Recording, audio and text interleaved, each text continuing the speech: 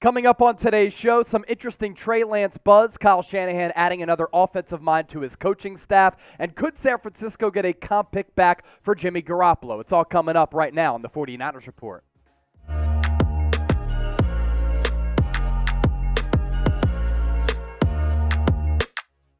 All right, here we go. Welcome into the 49ers Report. I'm Chase Senior, and we begin with Trey Lance. Some interesting tidbits coming out of the podcast that he did with his former quarterbacks coach in Quincy Avery. He talked about that trade rumor to the Tennessee Titans. He talked about his arm fatigue and said it was a real thing, and some other things that we want to dive into on the Trey Lance front. And really, when you think about Trey Lance, right, the interesting tidbits that comes out of this podcast that he did with Quincy Avery are all things that we were talking about earlier on in the season, and honestly, we thought that those things were ludicrous at the time, at least many of us did. So to really summarize what he talked about with Quincy Avery, discussed his arm fatigue, that trade to the Tennessee Titans, and then there's this report from Albert Breer that San Francisco may be a little bit underwhelmed with Trey Lance's athleticism, his speed in running with the football, as well as his mobility. We're going to dive into all of this, but first, today's poll question is this: will Trey Lance be the 49ers starting quarterback in 2023?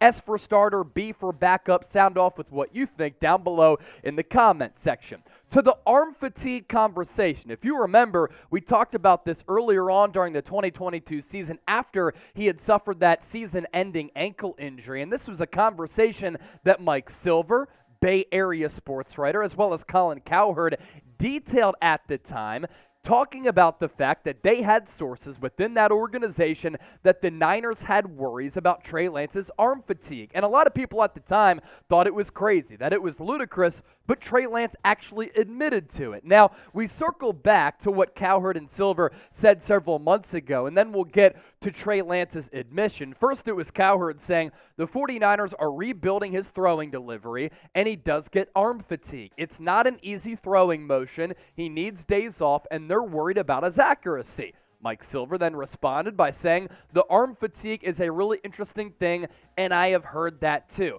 At the time, many were like, what are you talking about? Trey Lance does have a strong arm. He's 6'4", 225, and we've seen him in the short sample size take the top off of the defense and look good in doing so.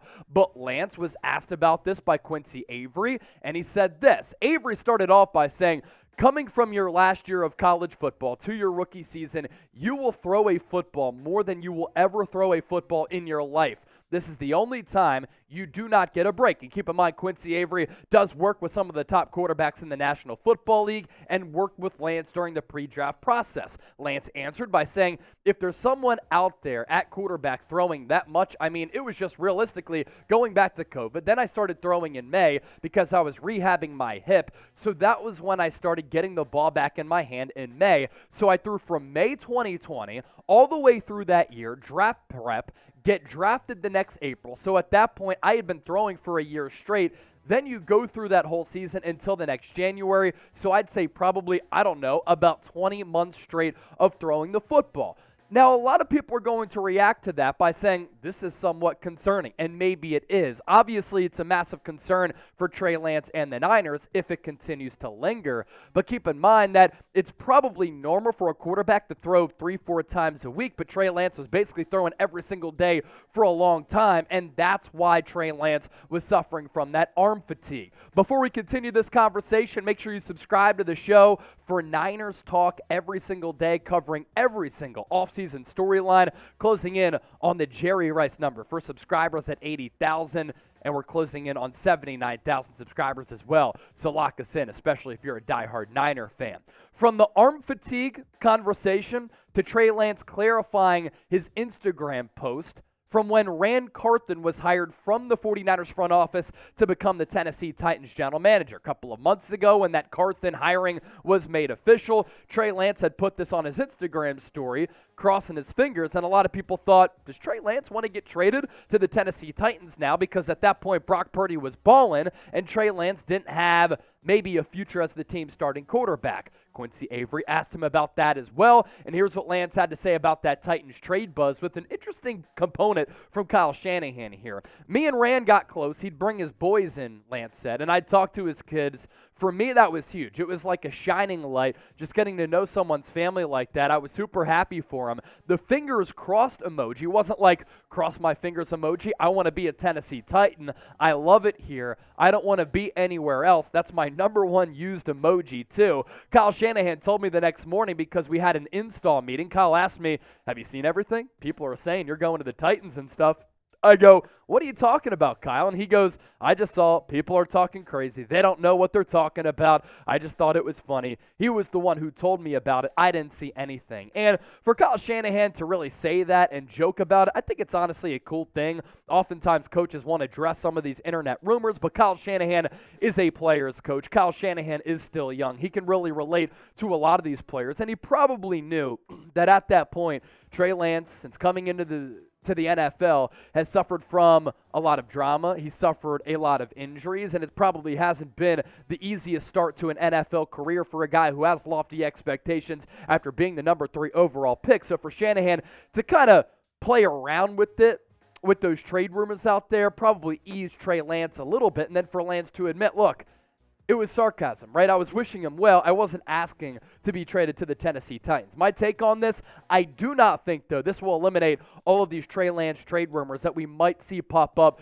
throughout this offseason. A couple of reasons here. When you talk about Trey Lance, the quarterback, he really fits into 2 buckets here, because he is polarizing as a prospect, but also it's concerning because he suffered from these injuries so far to start his NFL career, and he doesn't have a lot of experience. From the worrisome component, injuries are a concern for Lance. He's had the finger injury. He's had the knee injury. He's had the ankle injury. And from a lack of experience standpoint, only 21 starts combined at North Dakota State and in the National Football League going all the way back to 2019. And going back to like 2016, Trey Lance in real live game action has only attempted about 420 passes over the last 6 years. That's not ideal for a guy who needs grooming, who needs development at that quarterback position, and is still raw. He played in only 1 game, too, at North Dakota State in 2020, only 4 NFL starts, and with him as a quarterback prospect, you still have questions about his accuracy, and his mechanics remain a concern. But why Lance is intriguing to the Niners and other teams that might be looking for a quarterback who might try to trade for him, teams are desperate for a quarterback, especially a young one on a rookie contract. Lance, still on his rookie contract, still young, is about to be 23 years old. He has untapped potential and ability. 6'4", 225 with the rocket launcher for an arm and really intriguing athletic traits. Is Lance better than any quarterback in the 2023 class outside of Bryce Young? You might be able to make the argument that if Lance was draft eligible this year and he stayed at North Dakota State, he might once again be a top 3 pick and one of the highest quarterbacks taken, if not the best quarterback taken. He has arm strength, mobility, and what people continue to rave about when it comes to Trey Lance, his character, his leadership skills, how players in the locker room and coaches really respect him, as well as his work ethic. But there are some continued concerns with Lance. This coming from Albert Breer and the 49ers basically admitting potentially that they've been a little bit underwhelmed with his speed and running ability. Albert Breer with this: Lance is well-liked. He works his tail off. He's not as skilled of a runner as the Niners had hoped, but he's big. He's a strong athlete. The question really is whether he can improve as a passer. He's not that natural of a thrower of the football, but Jalen Hurts wasn't either, and he developed. So it can happen. And if Lance, through his work with his personal coaches, comes back a different quarterback in the spring, lights up OTAs, then I think the Niners would be thrilled. Let's talk about that Jalen Hurts, Trey Lance comparison here, because Jalen Hurts coming out of college wasn't looked at as a premier thrower of the football. That is something that he drastically needed to improve upon, both with what we saw at Alabama and at Oklahoma. But there's reason to believe that Trey Lance can improve as a passer because we did see it with Jalen Hurts. Year 1, he completed 52% of his passes. Year 2, 61+. This past year, Jalen Hurts, an MVP candidate, finished runner-up to Patrick Mahomes, and that completion percentage from year 1 to year 3 has gone up from sub 52 to nearly 67%. The quarterback rating up from 77 to 101.5. We've seen Josh Allen take a leap. Can Trey Lance take that leap? He can. I believe in him as a quarterback. I've been high on him as a prospect. The difference between Hurts and Trey Lance, though, is the experience that Hurts got in the collegiate ranks and the experience that Trey Lance did not get at North Dakota State, and he hasn't gotten at the NFL level. Jalen Hurts had 56 college starts at Alabama and at Oklahoma. Trey Lance, 18 college starts at North Dakota State, not a football powerhouse in the FCS, and has only started 4 games in the National Football League. Next up on the show, we're going to talk about Jimmy Garoppolo and could the Niners get a comp pick back for him, and Kyle Shanahan adding a pretty intriguing offensive mind to his coaching staff. First, though, want to tell you about LinkedIn Talent Solutions. These days, every new potential hire can feel like a high-stakes wager for your small business. You want to be 100% certain that you have access to the best qualified candidates available. That's why you have to check out LinkedIn Jobs. LinkedIn Jobs helps find the right people for your team faster and for free. Simple tools like screening questions make it easy to focus on the right candidates with just the right skills and experience so that you can quickly prioritize who you'd like to interview and hire. LinkedIn Jobs helps you find qualified candidates you want to talk to faster and for free. So post your job for free at linkedin.com/NFL Daily. That's linkedin.com/NFL Daily to post your job for free. Terms and conditions do apply.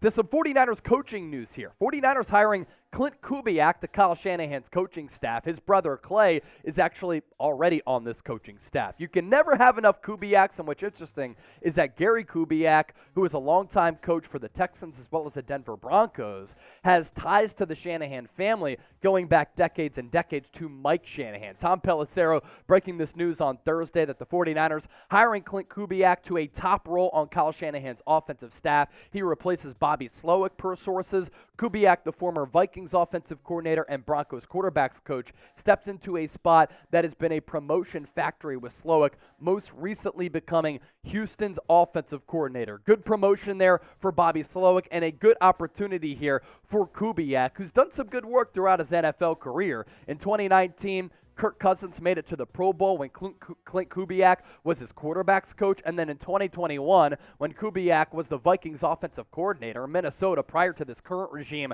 with Kevin O'Connell, did have a top 12 offense when he was the offensive coordinator calling the plays there. And then in 2022, obviously a disastrous season for the Denver Broncos as an organization, but he was the passing game coordinator and quarterbacks coach. If he wants to revive his career, if he wants to improve his resume, no better place to do it than with the San Francisco 49ers, which have been a coach factory and general manager factory over the last couple of years under Kyle Shanahan and John Lynch. All right, let's round out with this. Could San Francisco get a comp pick back for Jimmy G? If he signs before May 1st and his contract is within the top 35% of all players in the NFL, 49ers will receive a compensatory pick, and they've received a lot over the last couple of years. Marty Mayhew, Rand Carthen, Robert Saleh, Mike McDaniel, now DeMeco Ryans, and it's given them some pretty valuable draft capital in the draft to kind of load up on some of those middle-round picks, third-round picks. Ian Rappaport talking about Jimmy Garoppolo's market here.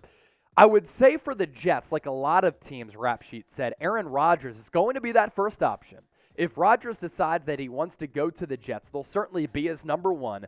There are going to be some other really good teams that are interested in Jimmy. I would say the Bucs would be, although I don't know if they have the money. The Panthers, the Titans, maybe the Raiders if they decide to spend on a quarterback, although Jarrett Stidham was pretty good. So if the options are Jimmy Garoppolo for $30 million or Jarrett Stidham, that's actually an interesting discussion because you can use the money elsewhere. If Jimmy G signs somewhere for $30 million per year, I will be really surprised. If there is a market for Jimmy Garoppolo, I will not be surprised. He's won more than 70% of his starts. He's played in a lot of big games. If you surround him with a solid roster, good offensive line, good ground game with a couple of weapons, he's shown that he can move the football, he can make throws, he can distribute the ball like a point guard, and he can operate your offense and win a lot of games. And for a lot of teams out there who are looking for a quarterback and who are desperate to put together consecutive winning seasons or just win in general and get into the playoffs,